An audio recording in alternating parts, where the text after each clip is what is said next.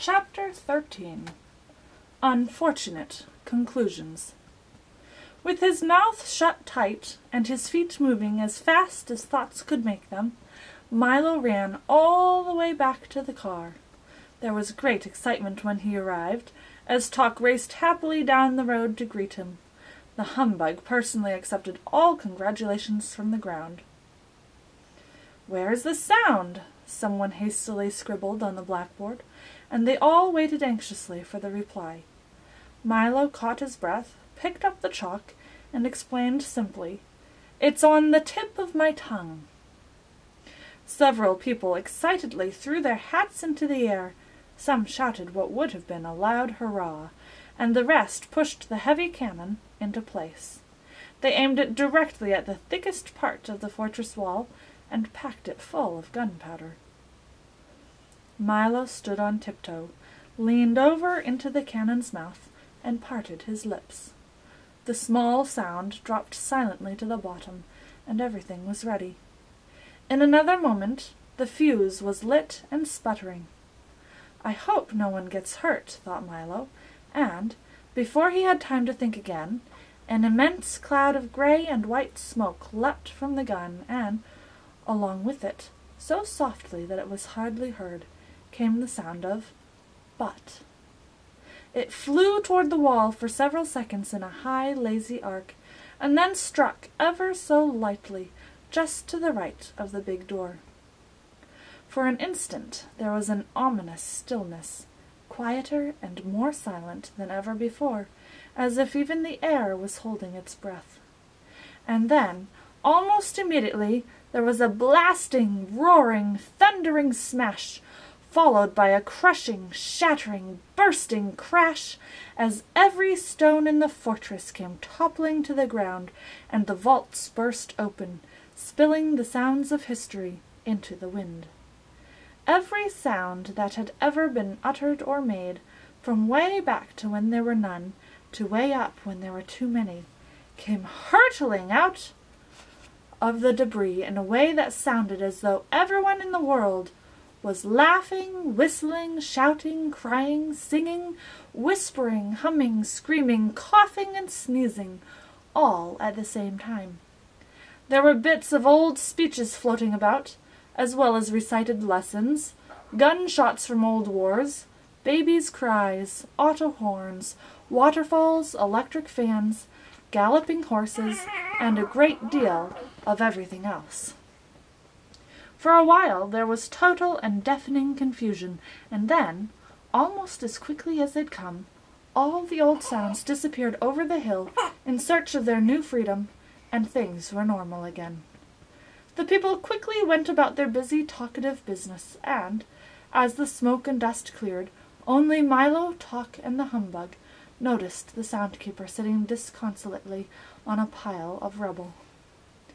"I'm terribly sorry," said Milo sympathetically, as the three of them went to console her. "But we had to do it," added Tock, sniffing around the ruins. "What a terrible mess," observed the humbug, with his knack for saying exactly the wrong thing. The soundkeeper looked around with an expression of unrelieved sadness on her unhappy face. "It will take years to collect all those sounds again," she sobbed, "and even longer to put them back in proper order. But it's all my fault, for you can't improve sound by having only silence. The problem is to use each at the proper time." As she spoke, the familiar and unmistakable squinch, squanch, squinch, squanch of the Din's heavy footsteps could be heard plodding over the hill, and when he finally appeared, he was dragging an incredibly large sack behind him. "Can anyone use these sounds?" he puffed, mopping his forehead. "They all came over the hill at once, and none of them are awful enough for me." The soundkeeper peered into the sack, and there were all the sounds which had burst from the vaults. "How nice of you to return them!" she cried happily. "You and the doctor must come by for an evening of beautiful music when my fortress is repaired." The thought of it so horrified the Din that he excused himself immediately and dashed off down the road in a great panic. "I hope I haven't offended him," she said with some concern. "He only likes unpleasant sounds," volunteered Talk. "Ah, yes," she sighed. "I keep forgetting that many people do. But I suppose they are necessary, for you'd never really know how pleasant one was, unless you knew how unpleasant it wasn't." She paused for a moment, then continued, "If only Rhyme and Reason were here, I'm sure things would improve." "That's why we're going to rescue them," said Milo proudly. "What a long, hard journey that will be! You'll need some nourishment," she cried, handing Milo a small brown package, neatly wrapped and tied with string. "Now remember, they're not for eating, but for listening, because you'll often be hungry for sounds, as well as food. Here are street noises at night, train whistles a long way off, dry leaves burning, busy department stores, crunching toast, creaking bed springs, and, of course, all kinds of laughter. There's a little of each, and in far-off lonely places, I think you'll be glad to have them." "I'm sure we will," replied Milo gratefully. "Just take this road to the sea and turn left," she told them. "You'll soon be in Digitopolis." And almost before she had finished, they had said goodbye and left the valley behind them. The shoreline was peaceful and flat, and the calm sea bumped it playfully along the sandy beach. In the distance, a beautiful island covered with palm trees and flowers beckoned invitingly from the sparkling water. "Nothing can possibly go wrong now," cried the humbug happily, and as soon as he'd said it, he leapt from the car, as if stuck by a pin, and sailed all the way to the little island. "And we'll have plenty of time," answered Talk, who hadn't noticed that the bug was missing, and he, too, suddenly leapt into the air and disappeared. "It certainly couldn't be a nicer day," agreed Milo, who was too busy looking at the road to see that the others had gone, and in a split second he was gone also. He landed next to Talk and the terrified humbug on the tiny island, which now looked completely different. Instead of palms and flowers, there are only rocks and the twisted stumps of long dead trees. It certainly didn't seem like the same place they had seen from the road. "Pardon me," said Milo to the first man who happened by. "Can you tell me where I am?" "Pardon me," replied the man. "Can you tell me who I am?" The man was dressed in a shaggy tweed jacket and knickers with long woolen stockings and a cap that had a peak, both front and back, and he seemed as confused as he could be. "You must know who you are," said Milo impatiently. "You must know where you are," he replied with equal annoyance. "Oh dear, this is going to be difficult," Milo whispered to Talk. "I wonder if we can help him." They conferred for a few minutes, and finally the bug looked up and said, "Can you describe yourself?" "Yes, indeed," the man replied happily. "I'm as tall as can be." And he grew straight up until all that could be seen of him were his shoes and stockings. "And I'm as short as can be." And he shrank down to the size of a pebble. "I'm as generous as can be," he said, handing each of them a large red apple. "And I'm as selfish as can be," he snarled, grabbing them back again. "I'm as strong as can be," he roared, lifting an enormous boulder over his head. "And I'm as weak as can be," he gasped, staggering under the weight of his hat. "I'm as smart as can be," he remarked in 12 different languages. "And I'm as stupid as can be," he admitted, putting both feet in one shoe. "I'm as graceful as can be," he hummed, balancing on one toe. "And I'm as clumsy as one can be," he cried, sticking his thumb in his eye. "I'm as fast as can be," he announced, running around the island twice in no time at all.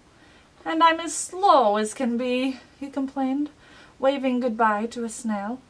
"Is that any help to you?" Once again they conferred in busy whispers, until all three agreed. "It's really very simple," said the humbug, twirling his cane. "If everything you say is true," added Talk. "Then, without a doubt," Milo concluded brightly, "you must be Can-be." "Of course, yes, of course," the man shouted. Why didn't I think of that? I'm as happy as can be." Then he quickly sat down, put his head in his hands, and sighed. "But I'm also as sad as can be." "Now will you tell me where we are?" asked Tock as he looked round the desolate island. "To be sure," said Canby. "You're on the island of conclusions. Make yourself at home. You're apt to be here for some time." "But how did we get here?" asked Milo, who was still a bit puzzled by being there at all. "You jumped, of course," explained Canby. "That's the way most everyone gets here. It's really quite simple. Every time you decide something without having a good reason, you jump to conclusions, whether you like it or not. It's such an easy trip to make that I've been here hundreds of times." "But this is such an unpleasant-looking place," Milo remarked. "Yes, that's true," admitted Canby. "It does look much better from a distance." As he spoke, at least 8 or 9 more people sailed onto the island from every direction possible. "Well, I'm going to jump right back," announced the humbug, who took 2 or 3 practice bends, leapt as far as he could, and landed in a heap 2 feet away. "That won't do at all," scolded Canby, helping him to his feet. "You can never jump away from conclusions. Getting back is not so easy. That's why we're so terribly crowded here." That was certainly the truth, for all along the bleak shore, and clustered on the rocks for as far as anyone could see, were enormous crowds of people, all sadly looking out to sea. "Isn't there even a boat?" asked Milo, anxious to get on with his trip. "Oh, no," replied Canby, shaking his head. "The only way back is to swim, and that's a very long and a very hard way." "I don't like to get wet," moaned the unhappy bug, and he shuddered at the thought. "Neither do they," said Canby sadly. "That's what keeps them here. But I wouldn't worry too much about it, for you can swim all day in the sea of knowledge, and still come out completely dry. Most people do. But you must excuse me now. I have to greet the new arrivals. As you know, I'm as friendly as can be." Over the humbug's strenuous objections, Milo and Tock decided to swim, and, protesting loudly, the bug was dragged along with them toward the sea. Canby hurried off to answer more questions, and the last thing he heard was, "Pardon me, can you tell me who I am?" They swam and swam and swam for what seemed like hours, and only Tock's firm encouragement kept Milo struggling through the icy water. At last they reached the shore, thoroughly exhausted and, except for the bug, completely soaked. "That wasn't bad at all," the humbug said, straightening his tie and brushing himself off. "I must visit there again." "I'm sure you will," gasped Milo. "But from now on I'm going to have a very good reason before I make up my mind about anything. You can lose too much time jumping to conclusions." The car was just where they'd left it, and in a moment they were on their way again, as the road turned away from the sea, and began its long climb into the mountains.